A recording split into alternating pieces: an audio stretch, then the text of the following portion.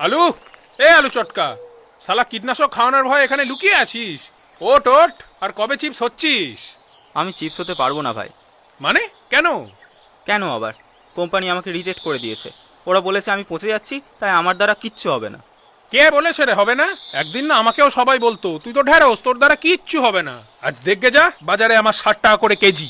মাটি মারো সব কোম্পানিতে। আর চল তো, কোথায়? তোকে চপ বানাবো। হ্যাঁ, চপ? হ্যাঁ চপ। কিন্তু আমি তো পচে যাচ্ছি, কি করে চপ হবো?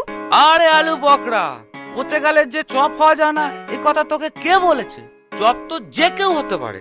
আলু থেকে মোচা, মাছ মাংস ডিম, চিংড়ি মেটে লোটে, আম সয়াবিন সবাই। আরে এই তো সেদিন একটা করলাকে চপ বানালাম, আর তুই তো সেখানে একটা পচা টেস্টি আলু। একদম, বাংলার চপ শিল্পের অগ্রগতিতে দ্য গ্রেট গ্রেট আলুর চপের ভূমিকা অপরিহার্য। ভেজ নন ভেজ নির্বিশেষে তিনি সকল চপের ইন্সপিরেশন। এত কম দামে এত সুস্বাদু হয়তো একমাত্র তোমরাই হতে পারো। তো অহেতুক পচে মরার থেকে এই চপের ফর্মটা ফিল আপ করো। এখন কর, তাহলে পোড়া তেলে ভাজবো না। কর। ওকে।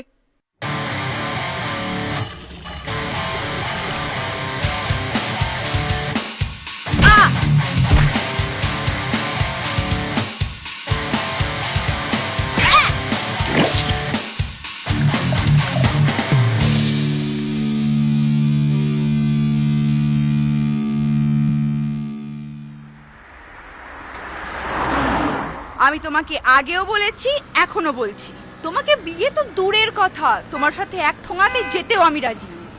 কেন? আমার মধ্যে তেল না মশলা, কোনটার অভাব দেখছো তুমি? আমি কুড়মুড়ি, আমি টেস্টি, আমি বিখ্যাত, সবাই আমায় চেনে। যখন আমি পেঁয়াজ ছিলাম তখনও আমার নাম ডাক কম ছিল না। ইভেন আমি যদি আজ পেঁয়াজি নাও হতাম, তাও বাজারে আমার 100 টাকা কেজি হতো। তো আমাকে রিজেক্ট করার কারণটা আমি ঠিক বুঝতে পারছি না। ও, কিছু বুঝতে পারছো না না?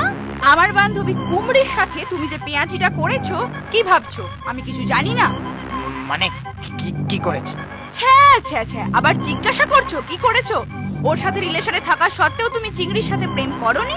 ননভেজ তেলে ভাজা ভালো লাগছে না বলে ওকে ছেড়ে দাওনি, আর এখন চিংড়ি ডাল বড়ার সাথে পালিয়েছে বলে আমার পিছনে পড়েছো?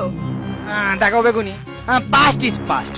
মানছি আমার কিছু ভুল হয়েছে, কিন্তু আমি এখন সত্যিই তোমাকে খুব ভালোবাসি। আর তেলে ভাজাতে বিট নুন তো একটু